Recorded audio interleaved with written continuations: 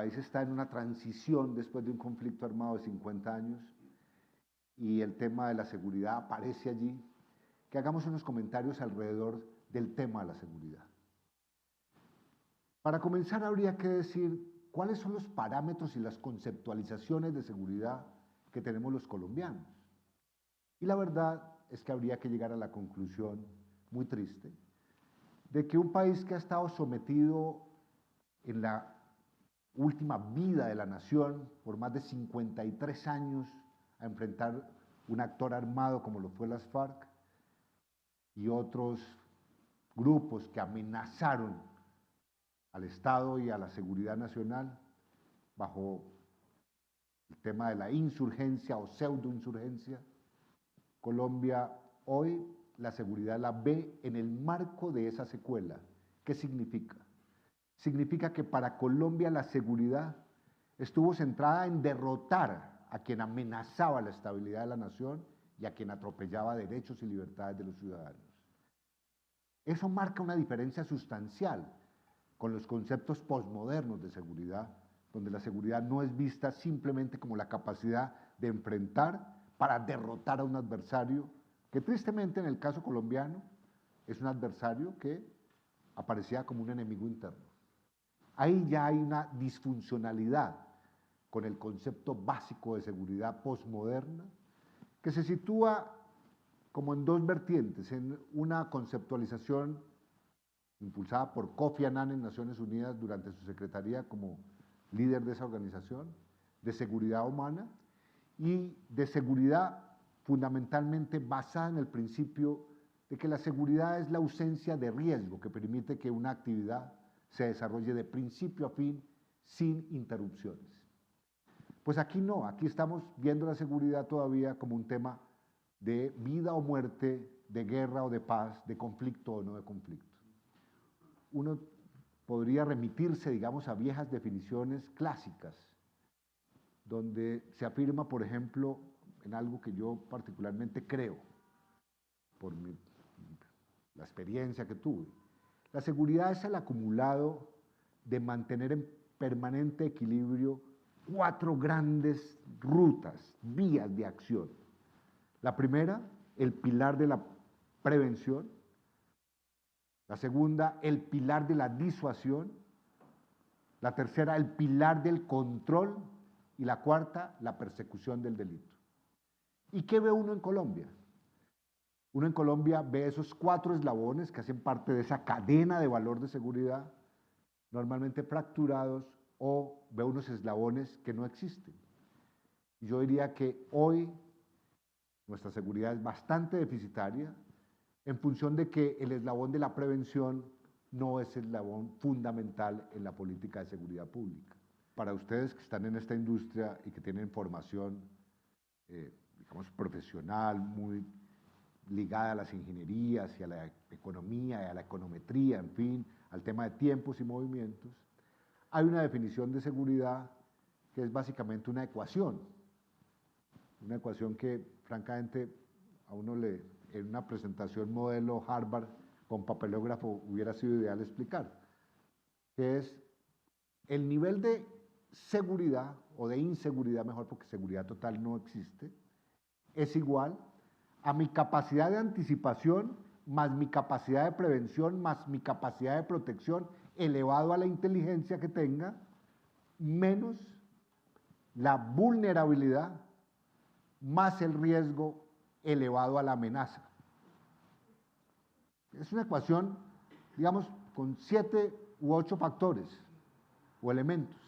Pero la verdad, cuando uno hace un ejercicio matemático, matricial de la seguridad, y se sienta y dice, bueno, mi nivel de seguridad, voy a ver cuál es la capacidad de anticipación que tengo, la capacidad de disuasión que tengo, la capacidad de protección que tengo, elevado a la inteligencia que tengo, menos mi vulnerabilidad, más el riesgo que me da en el entorno elevado a la potencia de la amenaza, uno dice, bueno, aquí estamos frente a un postulado, ¿cierto? A un planteamiento que amerita una discusión racional, analítica, crítica.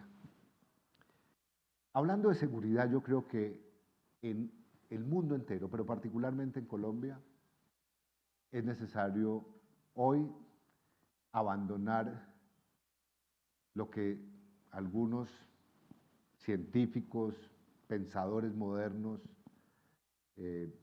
hay un escrito recientemente de una persona que estuvo con Hopkins haciendo, digamos, toda su carrera, que es un ciudadano norteamericano nacido en Chicago, con un nombre impronunciable, que acaba de publicar un texto que recomiendo, una cosa que se llama El poder del pensamiento elástico, y el libro se llama Elasticidad, donde al final ese postulado, ese planteamiento que ese señor introduce, creo que hoy más que nunca a nivel del gobierno, de las instituciones, de la empresa privada, de ustedes, vale la pena traer a cuento para decir que tenemos que salirnos de lo que esos científicos están llamando el pensamiento congelado. Y yo diría que en Colombia hay un pensamiento congelado alrededor de la seguridad y de la convivencia. Y hay unas fijaciones que no nos permiten ver más allá soluciones realmente eficaces. Y claro, esto que digo tiene que ver con la necesidad, por ejemplo, de creer en la ambigüedad en seguridad. Algunos me van a decir, oiga, ¿cómo así que va a creer en la ambigüedad? Si lo que más determinación se necesita para avanzar en seguridad es tener, digamos, unos principios y unos propósitos, ¿no?, casi inamovibles para conseguir el resultado. Pues francamente, tendría que decirles, para ir cerrando este primer ciclo, que es justamente un general militar norteamericano, citado por este autor, mi general McChrystal, quien llega a la conclusión cuando toma la decisión el gobierno americano de mandarlo a Irak, de decir, tenemos que abandonar nuestros postulados doctrinarios, dado que estamos frente a un entorno que es volátil, que cambia, y nuestra estructura, nuestro pensamiento es rígido, secuencial, analítico, racional e ineficaz para responder a esta amenaza. Con lo cual, abandona el pensamiento congelado de la doctrina militar norteamericana y se abre paso una nueva organización militar en Irak que es citada, digamos, ya por autores como uno de los quiebres de los paradigmas para vencer los estereotipos. Hagamos algunos comentarios sobre unas reflexiones que para romper el pensamiento congelado en seguridad serían posibles. Y la pregunta que hago es, ¿qué tanto OCENSA colabora con el enemigo en las regiones? ¿Y por qué digo esto? Porque cito también otro autor, ese es un poquito más digerible para mí mencionar el nombre, lo puedo pronunciar, el profesor canadiense Adam Cahen, que trabajó, digamos, en la Shell, después de haber estudiado física pura en Estados Unidos y en Toronto, y que hoy tiene un centro de pensamiento que promueve la solución no convencional a problemas. Y que en el caso colombiano, por ejemplo, ese señor pronosticó en los años 90, comenzando los 90, en un ejercicio que se llamó Destino Colombia, lo que está sucediendo con el país. Cuando ese señor vino a Colombia, invitado por unas personalidades en esos años, se reunieron y sentaron a paramilitares, a esmeralderos, a guerrilleros, a políticos, a empresarios, a académicos en un salón. Y nació un ejercicio que se llamó Destino Colombia, para ver cuál era el futuro que le esperaba al país. Y ese ejercicio terminó en que Colombia tendría 3 fases, que estaría a punto de convertirse en un estado fallido, que llegaría a una etapa de recuperación con un liderazgo muy fuerte para fortalecer la institucionalidad, que se abrirían posibilidades de negociar una salida con la insurgencia y que podríamos empezar a construir paz. Eso lo dijo hace más de 25 años ese señor. Y acaba de publicar un texto que se llama Colaborar con el enemigo, porque lo que él dice es, si el diálogo constructivo es paradigmático, basado en pensamiento congelado, las posibilidades de superar problemas van a estar siempre anclados en la imaginación que yo tengo de mi estado ideal. ¿Y por qué yo provocaría, digamos, esta pregunta, esta reflexión sobre esa pregunta tan controversial? Porque desde el Estado, desde la institucionalidad, a uno le insisten que con los problemáticos no hay que conversar, que a los problemáticos lo que hay es que meterlos a la cárcel y aislarlos y neutralizarlos. Y la verdad, déjenme decirles, yo me arrepiento muchísimo ya terminando, bueno, espero vivir 100 años ahora que la expectativa de vida ha crecido, o sea, no estoy muy preocupado por eso, pero sí me arrepiento que después de haber estado casi 40 años en la policía, mis estudios criminológicos hubieran estado centrados en la academia y no en la exploración cara a cara con los miles y miles de delincuentes que capturamos y que están en las cárceles para aprender de ellos. Eso nunca nos lo tomamos en serio. Y por lo tanto, estaba obedeciendo al paradigma de que con los problemáticos, por los que están fuera de la ley, con esos no se habla. Y por lo tanto, desaproveché la oportunidad de aprender de ellos. Yo pregunto, si a ustedes les parece que la comunicación que ustedes tienen en el territorio es una comunicación que en materia especialmente de funcionamiento seguro de la operación tiene en cuenta al adversario y que tanto colaboran con ese adversario en términos de aprender de ese adversario y tener con él una comunicación. Dicho lo anterior, que parece fácil, la verdad es que al frente de la afirmación que acabamos de hacer está el dilema ético, ¿no? Porque especialmente, digamos, ahora que esto va a quedar grabado, alguien podría decir por allá adelante en un juicio en Europa, oiga, allá fue un ex vicepresidente, ex director de la policía, general retirado, a decirle a nuestra empresa que había que colaborar con el enemigo, y el enemigo pues está por fuera de la ley. Por lo tanto, Ocensa queda por fuera de la ley. Ahí hay un dilema ético y legal complicado. ¿Por qué, digamos, hago este comentario? Porque es clarísimo que colaborar con el contrario lo que significa es hablar con el problemático. Y la verdad es que nadie podría pensar que una empresa como Censa puede sentarse al frente de un paramilitar o de un guerrillero del ELN a colaborarle a ese guerrillero.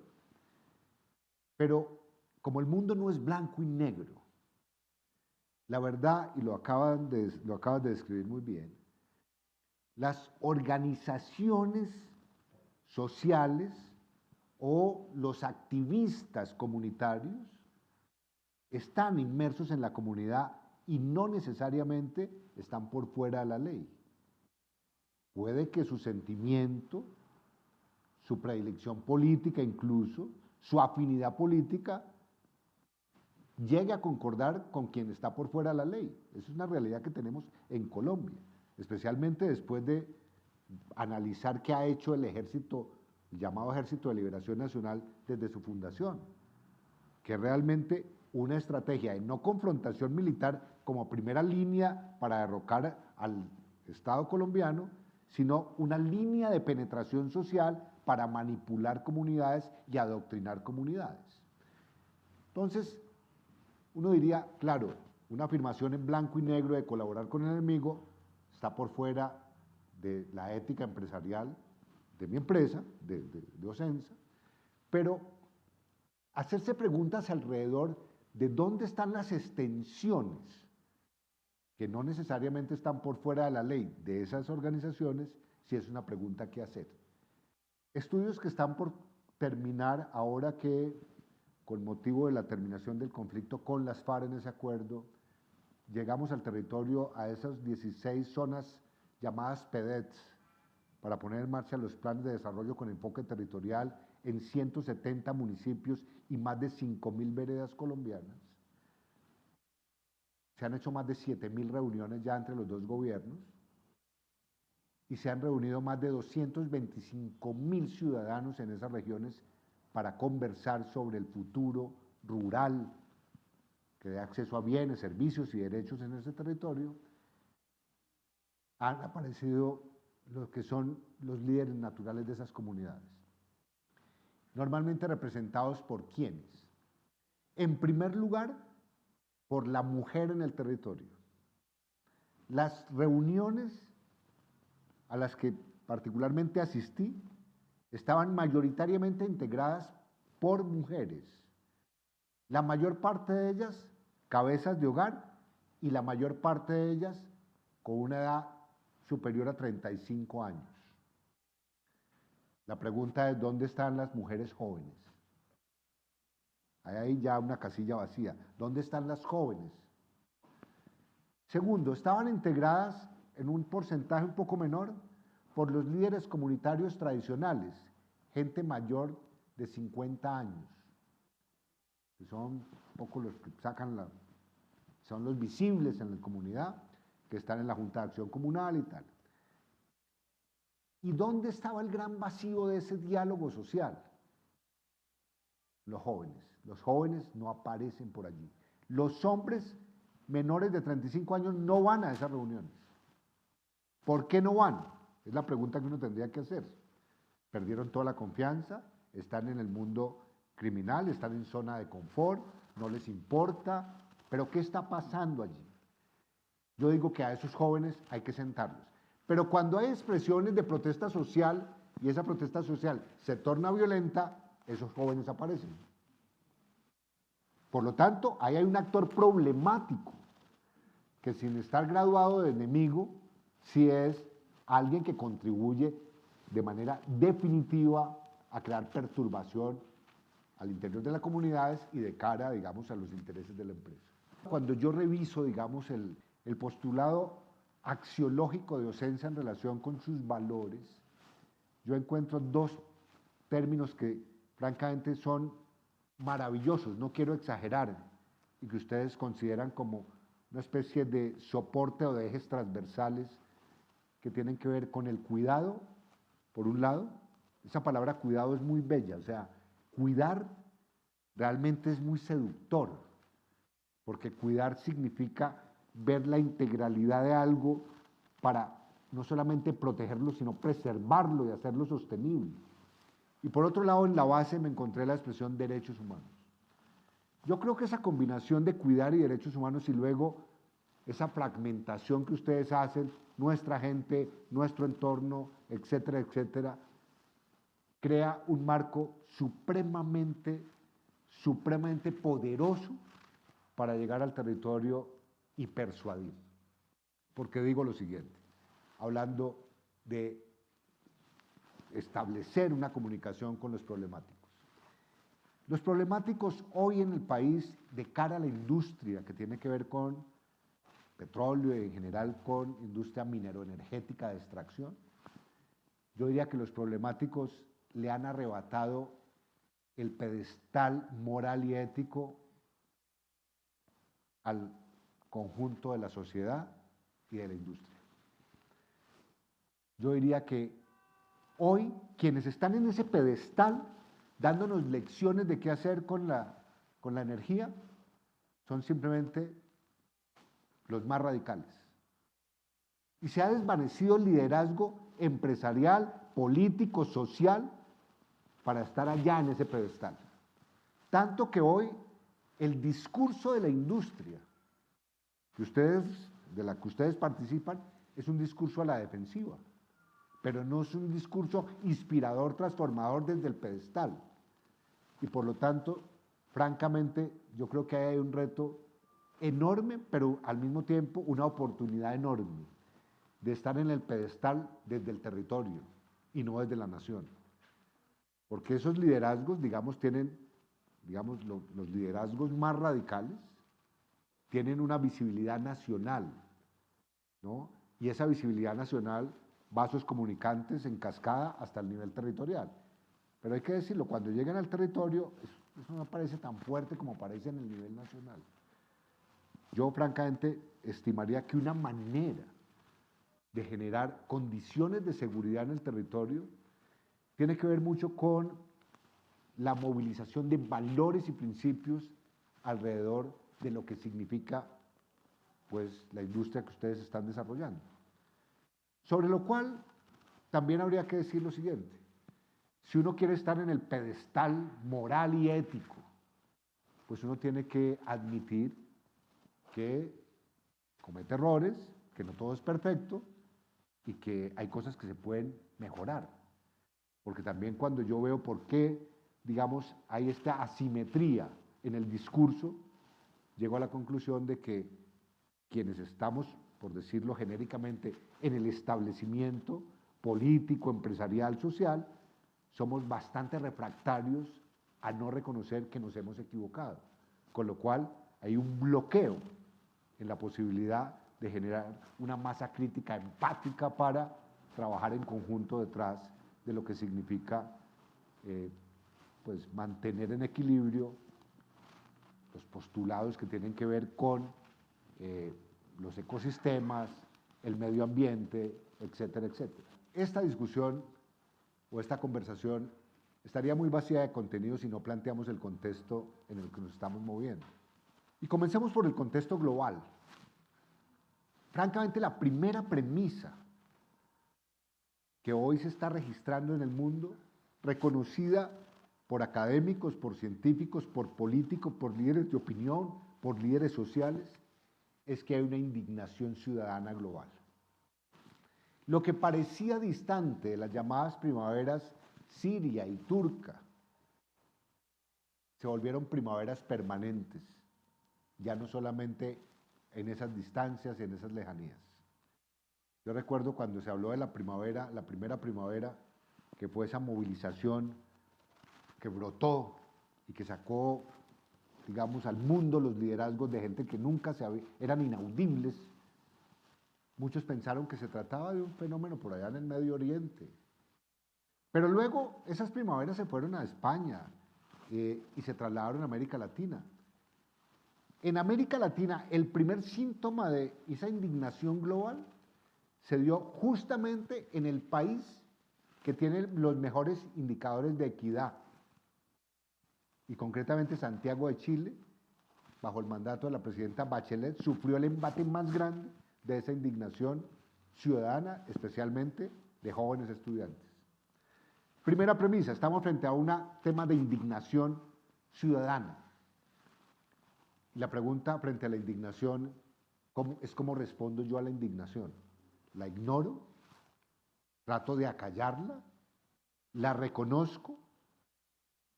Y si la reconozco, ¿qué hago? Parecería que la respuesta es elemental y compleja al mismo tiempo. Si hay indignación, es porque la dignidad está en cuestión. Por lo tanto, ¿cuál es la respuesta a la indignación que yo debería dar? Dignificar al otro. Y la dignificación, en un mundo como el que vivimos hoy, se da simplemente por una tarea de inclusión. La verdad, quien no está en el circuito de inclusión es alguien que se siente marginado y se siente indignado con esa sociedad, con ese Estado, con esa empresa.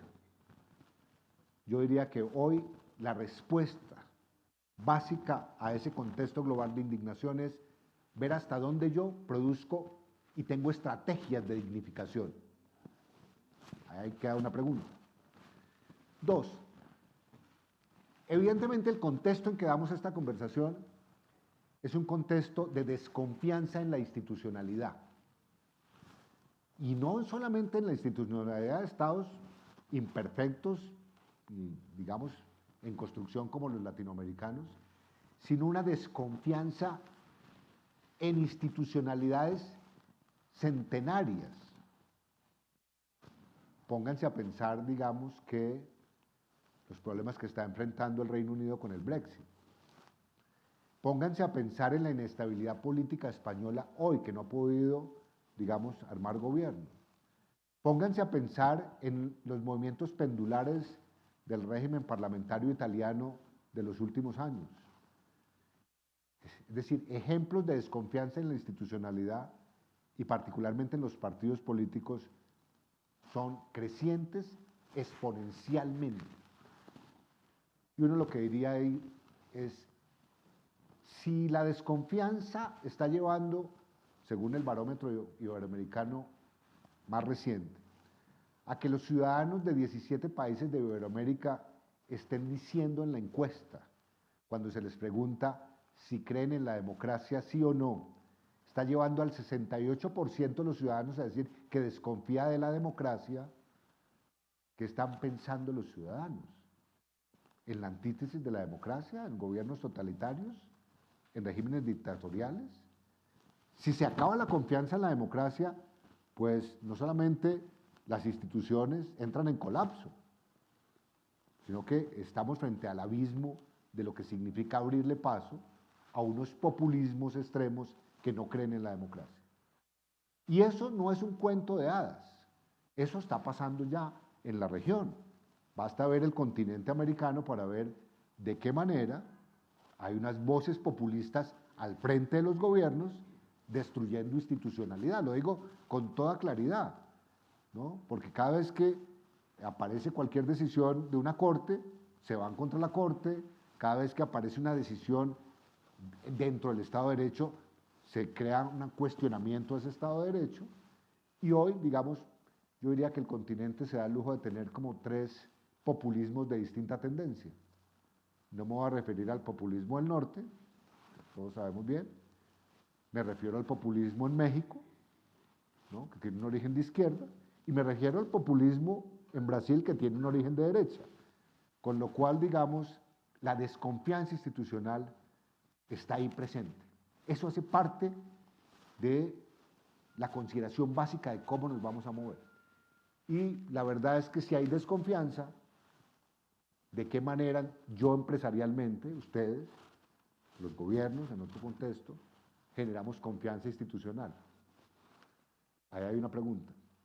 Y la verdad es que esa confianza institucional, en mi opinión, hoy está necesitando de 3 remedios urgentes. Primero, unas demostraciones inequívocas de integridad y transparencia. Es decir, la palabra corrupción y los hechos de corrupción no puede ser la constante, que se queden sin respuesta. Porque a veces se piensa que luchar contra la corrupción es meter en la cárcel a los corruptos. Eso es una partecita de la solución.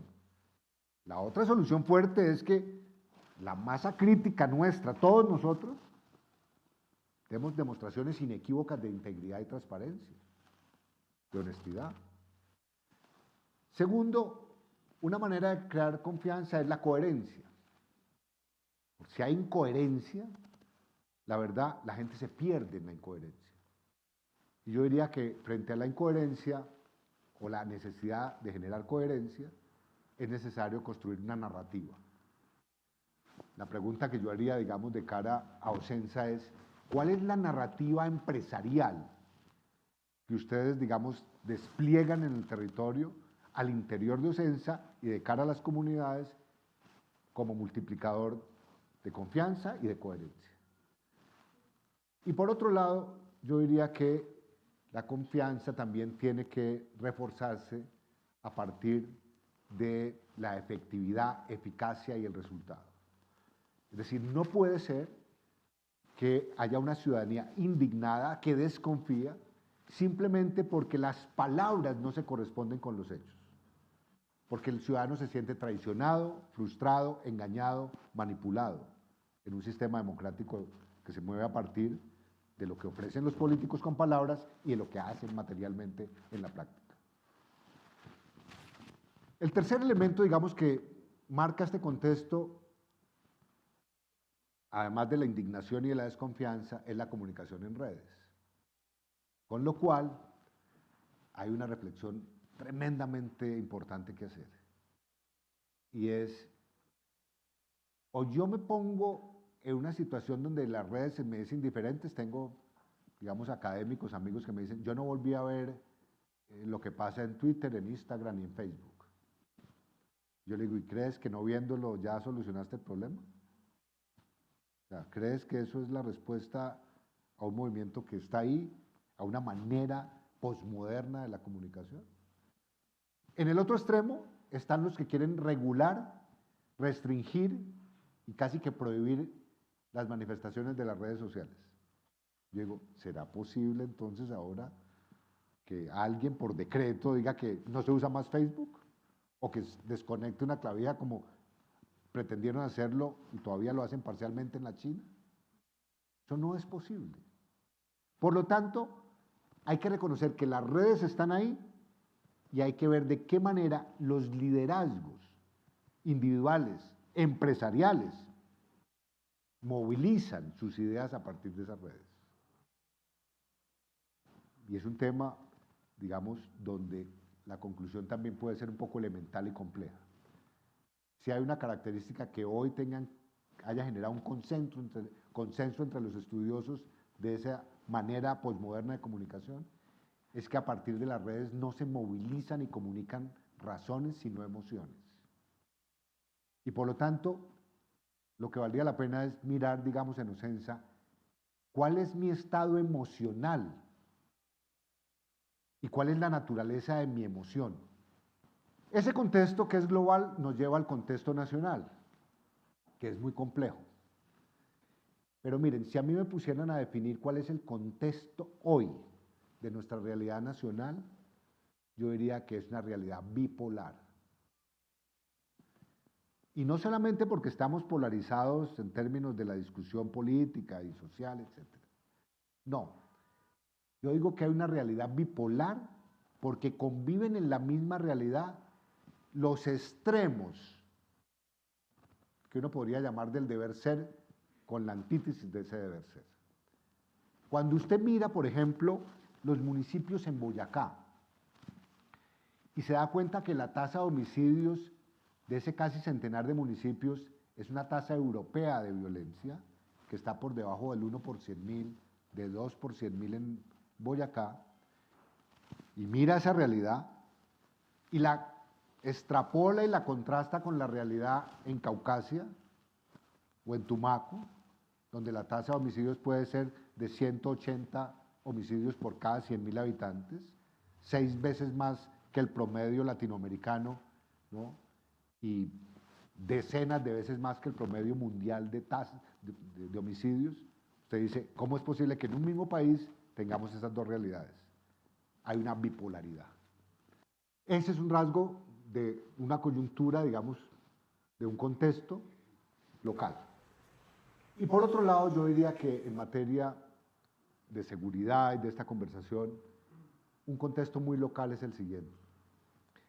Ciertamente estamos enfrentados a un discurso muy polarizado, que por polarizado per se no es malo, porque de eso se trata en las democracias, de que no haya, digamos, unanimidad.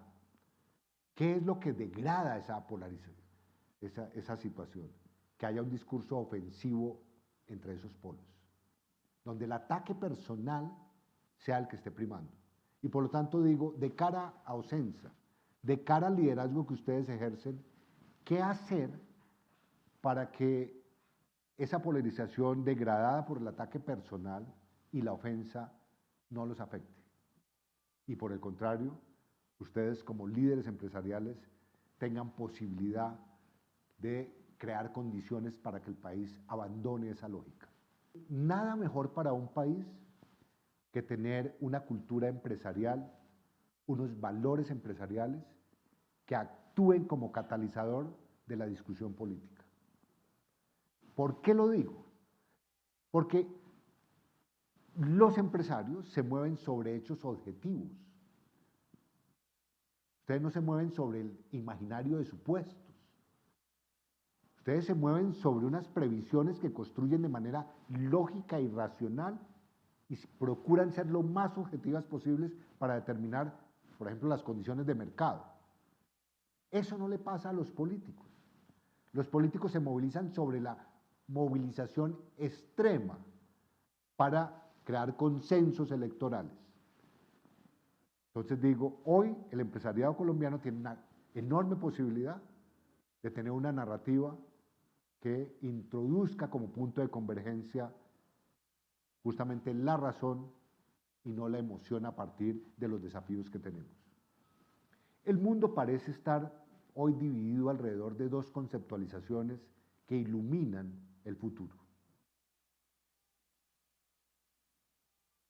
Una conversación o una posición, mejor una conceptualización, que ha ido creciendo, que parece reeditar movimientos de mitad de siglo pasado, cuando se decía que si la humanidad llegaba a 5.000 millones de seres humanos, el planeta sería invivible, y por lo tanto había una visión catastrófica, apocalíptica del futuro de la humanidad.